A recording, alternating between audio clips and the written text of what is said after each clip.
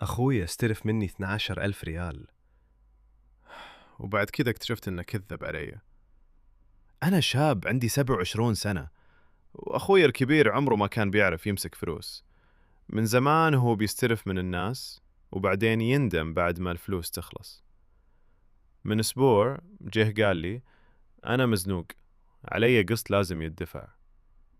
أنا كنت محوش شوية فلوس فحولت له 12,000 ريال. وبعدها بكام يوم لقيت صاحب محل عندنا في المنطقة، راجل غني وبيسلف الناس، بيكلمني إني أخويا وآخذ منه 12,000 ريال من 3 شهور وما ادفعش. بعدها بكام يوم كنت ماشي في المول بالصدفة ولقيته خارج من محل موبايلات وفي إيده موبايل شكله جديد. استنيته برا شوية، ولما خرج طلع آيفون جديد.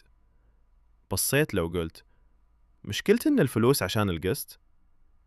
سكت شوية وبعدين قال كنت ناوي أغير الموبايل من زمان. دلوقتي أنا محتار، أقول ماليش دعوة ولا أطلب فلوسي أنا كمان ولا أسد عنه عشان هو أخويا.